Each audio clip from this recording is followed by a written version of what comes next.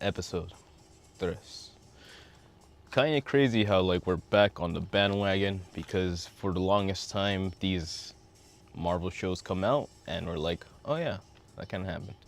But this one this one hits different. We're back on because we start off things pretty well. You know, this show is been hitting topics that I've not seen. Well, I guess maybe most law shows can get pretty serious about that. I think that's kind of the beauty of all this, that even though it's something that affects all of us to a very fucking minuscule detail, it's something that we don't really entertain as often in our day-to-day lives, with actual consciousness as to why we follow these rules, what they do for us, and realistically, who are they for? What do they set up? And yeah, we get very, very dangerous when it comes to crossing those lines because we have those guys kind of discussing how to go forward. It really seems helpless to try to fight this uphill battle when you know that everybody's out there looking at you, kind of being like, "Yo, this guy he's a cop killer. You know, he's trash. You know, if we uphold the idea that these coppers are the ones that are above the law, they are the law, then naturally anything that challenges that perception, that thought process, is outside of our our rights, outside of our acceptance of what is right or wrong. But sometimes, realistically, I think you do need to ask yourselves, why do we have these rules? Now, I know I haven't always been the most accepting when it comes to authoritative law figures, but I never thought of it as a negative thing. The idea of questioning what rules, why they are placed, and how do they protect us in the future, I think means more than just blindly saying yes sir, yes ma'am, oh okay, oh. And it's very important, at least when you're trying to understand oneself. There's a time and a place for everything. There's a time to, you know, go out to party and go uphold the mass vibe, the energy, the happiness. And there is a time to go to the fucking Himalayas and go meditate with yourself and really reflect on why you've done these things and who does that say about who you will become. People call that meditation. I just call it Tuesday. It's a Thursday. Um, so it's pretty interesting, man. And I keep on calling them out. That the whole little BB report, which is the young lady who is currently Wilson Fisk's favorite producer, because she probably has her little YouTube channel that everybody watches. So Fisk wants. Such a great line. in an office point, the lady, his campaign manager goes, "With all due respect, sir, we have the Times. Like, we got this fucking giant publication of a network to like take notes if you want to talk to him." But this dumbass Wilson Fisk goes like, "No, I thought with YouTube person. Let's go talk to her." Because popularity, Instagram numbers, blah blah blah blah blah. BS. Optics, as they called it in the last episode. And yeah, you know, it's kind of interesting because again,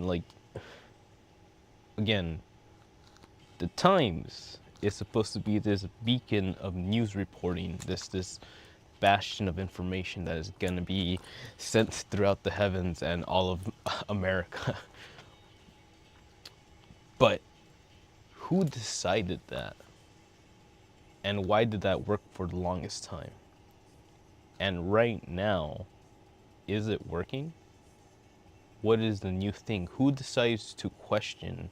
Why are we just gonna write paper when we can produce videos, when we can talk about this IRL or in real time, IRT? Yeah, IRT, in real time. And yeah, that's what it means to innovate, to question, to wonder, to improve. I'm not gonna say it's all gonna be for the better. It's not gonna be beautiful. It's not gonna be clean. But when there is true value, and I mean like value is only a thing because the general populace decides to say, "Hey, that thing, that's pretty cool. Let's appreciate this, yeah." So it's really on the populace to decide what we are going to value, as it decides what matters. The truth matters, at least to me. And here's when things get exciting. And yes, I do mean exciting. Because, yeah, we're just going through the whole point of this.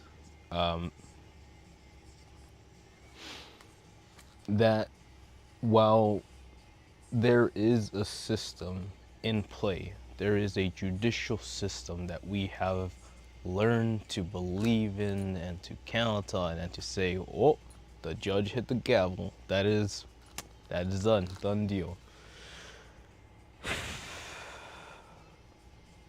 But is it working?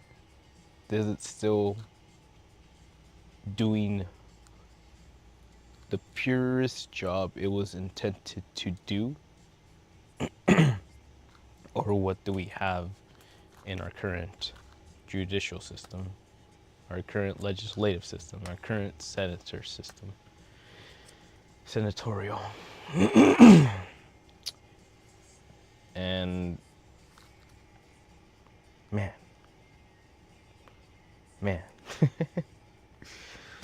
yeah.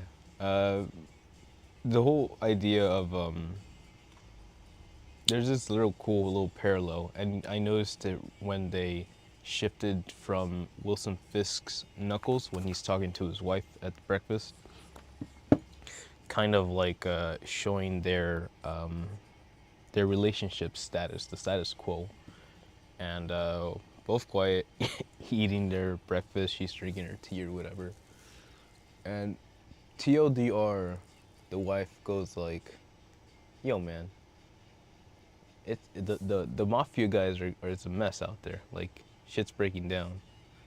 Why aren't we doing anything about this?" And Fisk, right, mayor in town, new mayor in chief, he's kind of like dismissing her, very very much so dismissing her, and he's basically at the end of it he goes, "Oh, it's fine, they're animals, but us, we're doing better things. I'm doing better things." Whew, that's already like a little bit of tension. Let's talk about that. Poor kids, man. Because that comes around, right? Later on, we get to see this relationship develop even more. We get more deeper into it because again, they're visiting a therapist to try to make things better. But the best part about this is that right before the therapist shows up, they get serious. They go for it, and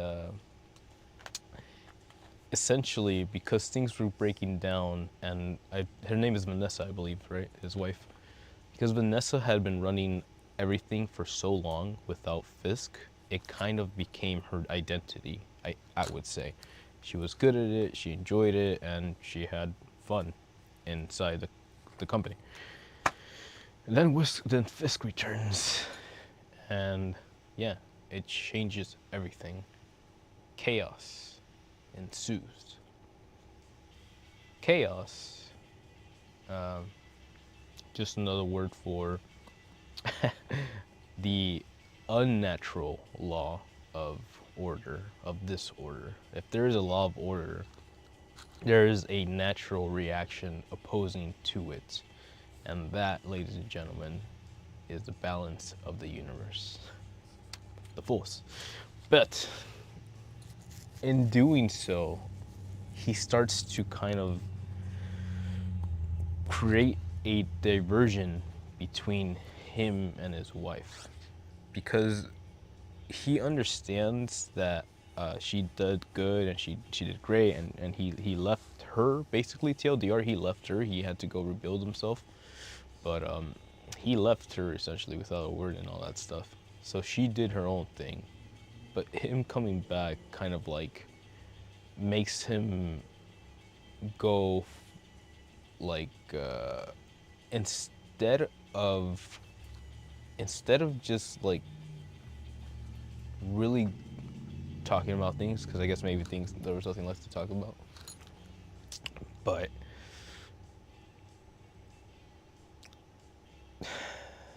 Wilson has a habit of, shall we say, torturing people.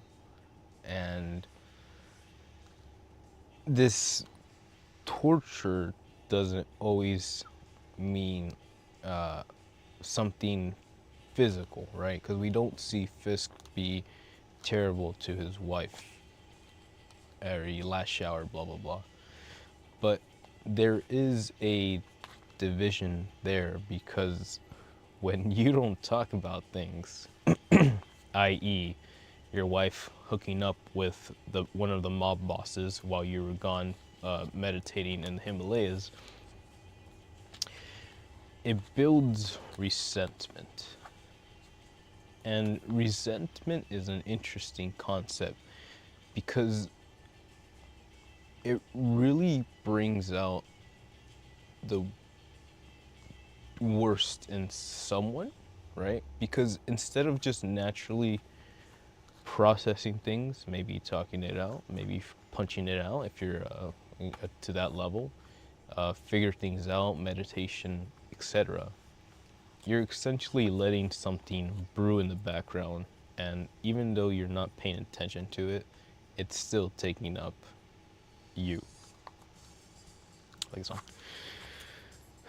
So, what really sucks is when these two really open up, and open up is a good word to use, because at a certain point, when that resentment can't be held anymore, you take off the mask. You know, that is the idea of not having a healthy communicative relationship. And you're both just revealing it to each other and going at it. And her TLDR is, I get it, I cheated, and you're punishing me for, like, by keeping me away from the circle, by taking away this enterprise from me, and essentially kind of like making her feel useless, I guess, which is pretty intense, pretty damn intense. I don't think I'd want to be in that situation, but when you're married to a mayor who, cough cough, is leading a national powerhouse, and the media is swarming you, going like, yo man, why aren't they holding hands? Yo man, did you see that little diss? Yo man, this guy can't get laid by his own wife. Yes, it gets that bad.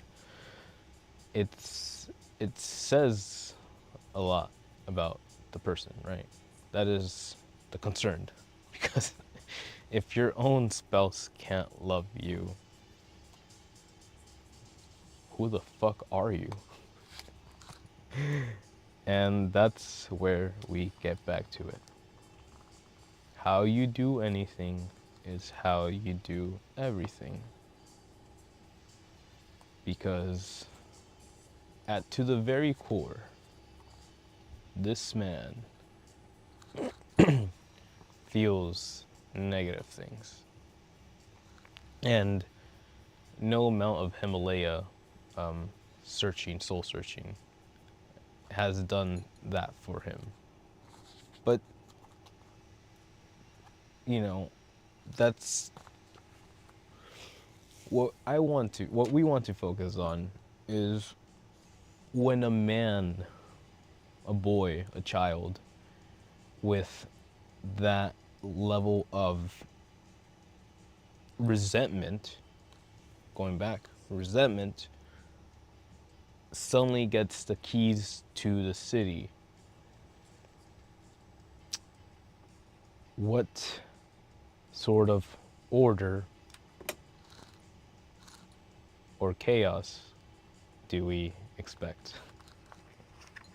That's the one. Because yes, how you do anything is how you do everything, right? So now, let's go flashback, way back in, back to when Fisk had bloody knuckles after having his breakfast conversation with his wife. We get a quick camera switch to Matt Murdock in his apartment or whatever, washing his bloodied knuckles, bloody bruised knuckles. Yes, Wilson Fisk was on his left, and Matt Murdock's knuckles were on the right. And again, we're getting to two sides of the same story. Because at the end of the day, who is Fisk doing this for? Let's get into it. Matt Murdock, doing the best that he can to be the world's best attorney, right? It's interesting how this episode actually really brought some sort of urgency, some levity, some stakes. And I'm gonna go ahead and say it, it's probably just because I'm from Latino Mexico descent that I feel things for this character, because obviously there's a lot of stories out there who never fucking get a chance to be told. It's just that simple. And man, when this guy goes off about like he misses Rico and how he wants to go see his hometown because he thinks about the sounds of the quacka frogs, the frogs that live in that area, native to that area. It really resides because we're all just environmental subjects of your environment. Yes, nature versus nurture, but your environment will essentially dictate how you perceive things outside of your circle. So you need to really understand where a person comes from and why certain things go about the way they do, and not to say that everyone will come out from the same circle being the same person. That's just stupid. Everyone is individual. It's the idea that from this state, what do we improve? How can we grow? How can we innovate, right? How can we just do better is the idea, I think. Believe. Because, man, I like Ace Attorney as much as the other guy. Maybe I should play it more because I haven't played it in forever. But yeah, when these two are going at it with the court things and things are getting intense. There's even a whole shtick where they fucking they switcherooed the star witness, and it was very exciting. Damn, it had no right being this exciting. But even then, man, we get to a point where said star witness is like, nah, man, I'm afraid of the cop. I can't do this. Which, yeah, again, says a lot, man. There's a quote out there saying that for evil to succeed, it only needs good men to stay quiet. And yeah, man, this guy fucking dropped the ball. Very, very fucking hard. If you really want to blame someone at the end of the day, blame this guy. Because, like, he's like, I got a kid, man, I got a kid. It's like, yeah, but you're a fucking druggie. So let go of the drugs and go focus on your fucking kid. Maybe you won't be in a situation, but again, this is New York, this is a city, and this is a person who didn't want to put in the effort to really reinforce certain values to do their utmost best to not to get to a certain point. And I'm not saying that's easy. It's never fucking easy. But it's your challenge. It's your progress. It's your prerogative. And it's a choice. It's who you want to be. So, when this dipshit fucking said, no man, I don't know, it wasn't me. Yeah, it really throws everything into a spiral. Everything that they've worked for, every kind of goodwill, every hope, every kind of like, every shred of hope in that second, just out the window. And that sucks. It really, really sucks. It's tough to be in a place where even when you have no control of the situation, but you have to. You don't have to, but for the most part, the best part is to let the winds carry you until you can stabilize yourself. And nobody knows when that will be. And it's your choice and it's your prerogative. And you wish you the best of luck, because sometimes you might almost drown. But it is what happens, right? In the face of chaos, how do you persevere? Matt Murdock, desperation, in a moment of self, right? Not checking in with anybody. Didn't tell anybody. The lawyer whips out the white tiger mask in the courtroom. Whew. Say what you will. Say what you will. Whether he made the right choice, made the wrong choice. But at the end of the day, man, spending years to create a vision, an ideal, a purpose, and some people have to keep it low key because it's maybe not always shame, but maybe protection, maybe not always protection, but maybe just like a sense of like, nah man, don't let it be me. It's just, I need to do this, but it's not about me. Respect. So if someone's gonna come out there and really freaking blast you out in public, because everybody is watching this cop killer, go in court against Wilson Fisk, the mayor, and yeah, this guy pulls out all the stops, whips out the mask, freaks the freak out of everybody inside that room, and TLDR just goes, hey man, that's a hero, with or without the mask. Not because they're superpowery, not because they have a fancy costume, but he asks Hector Ayala, why did you save those people?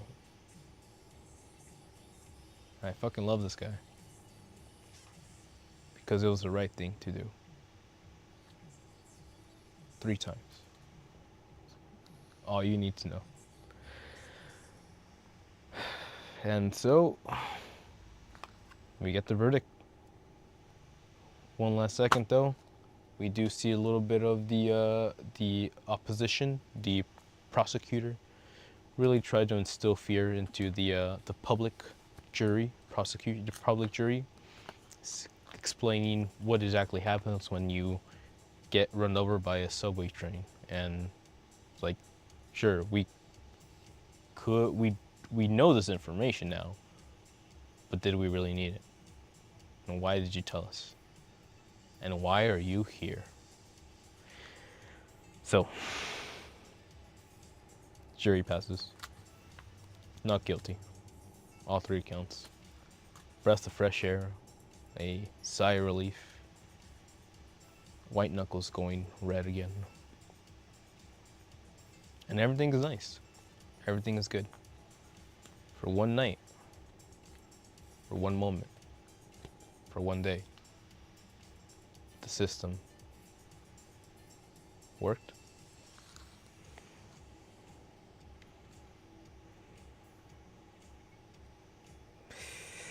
Except for Wilson Fisk. Of course, Wilson Fisk. The one man above the riffraff. The one man to know truth. The one man to be above it all.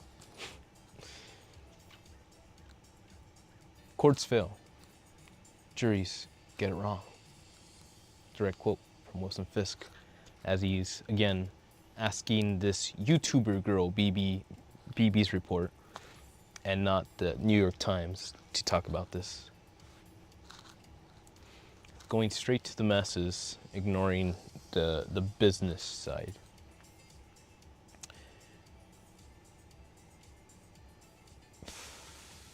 Because, yeah, a salty person like that isn't gonna let something go. And here's where we get to the shtick of everything. Why did Matt Murdock pull out the mask? Why reveal his secret? In a jail cell, he tells Ayala, it's because I'm trying to keep you out of jail, man. Prison, yeah. But on that night, on the next night, next night, fuck if I know, Ayala puts on the mask and walks out into the city, ready to be the man he is, the White Tiger. On his patrol, he hears a scream and glass shatter. He thinks he hears his direction, and he takes off. Sucks, man. It really, really sucks that you have to walk around doing this. Really stick to the rooftops, buddy. That's exactly why we stick to the rooftops, but that's beyond the point. Around the corner, that's a setup. Somebody waiting for him blasts him right in the dome. And that is the end of a hero. The last night of the White Tiger. He did say that in that jail cell, he did tell Matt Murdock that the White Tiger isn't just a mask. It's who I am. Right.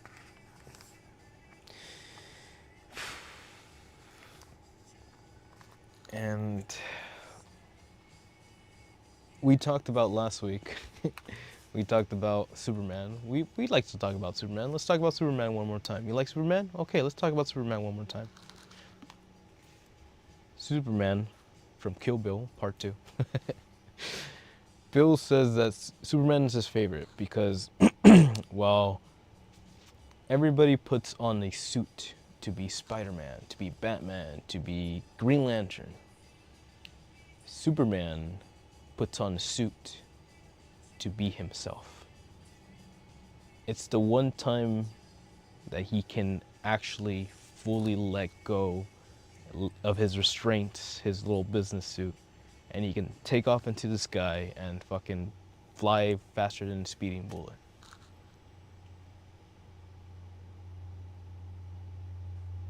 Because that's who he is. He's also the beacon of America, and he's supposed to represent everything good about us that we know that we can't uphold ourselves, so we create an image of something stronger than us to combat every single possible negativity that can face us while we believe in a better ideal, a better image, a better process, better sense of justice. But that only happens if we're all in it to win it, you know? A house divided cannot stand. You got multiple races in this motherfucker, so you better fucking figure that one out soon. We have an internet that can reach millions of people in the span of seconds, but we have information that is destroying the bonds we've built for generations. For what? For whom? For why? in the sun. But anyways, the death of a hero. Ayala himself said that if he were to go, he'd go in the suit because it is who he is. So it's almost poetic that he goes out in his suit. The people will forever know him as the man who saved, rather than the Ayala who killed. And that is beautiful in its own right, but it's also fucking depressing that that is the only way a minority can make a difference. Because if not, he'd just be another invisible man.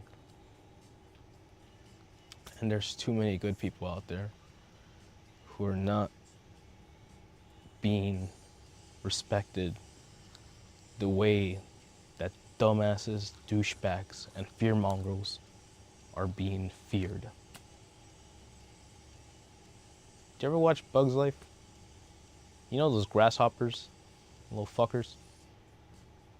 Watch the end of that movie and realize everybody's fucking time is limited. Everybody's. No amount of fucking DNA splicing or fucking popper pills will fix that fact. Yes, you'll extend some bullshit. Yeah, you'll fuck up your life, but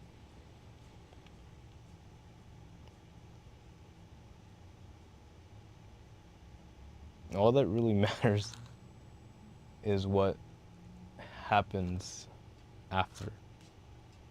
Because everything that you observe and represent is just chaos around you. But there is beauty in chaos, not because we control it, but because we learn to live with it. And that is how you learn how to save your marriage. Ladies and gentlemen, this show has keep on hitting on multiple levels, and like I said, I never saw myself as a court drama enthusiast, but son of a bitch, this shit fucking got me right in the heart. And I don't know if we can expect more like quality. You know, I don't like to ask for more things because I think it's just, I'm just here to respect what happens. If I don't like it, I'll walk away. But man, I want to finish this, and I need to know what people are saying about it. So please leave a comment down there. Tell me what's going on, because it's crazy how we're just getting these things and we're either just fucking sitting here every Wednesday waiting for a reaction from one dumbass, or we're just gonna be like, oh yeah, it really is, nothing's gonna help, nothing's fucking working, and no one's paying attention. But yeah, man, we have to wait and see. 50% tariffs, 50% off. And Canada is pretty mad at us. But don't worry, eh? I'm pretty good at hockey. Join me. Throw me on your team. Put me in, coach. I'm ready. But until then, thanks for hanging out. If you like this, and you enjoyed any of it, and you hope to see the next episode, leave a like. Spin your boy. EXP 66 Stitch. Hasta la próxima. Ya. Mátane.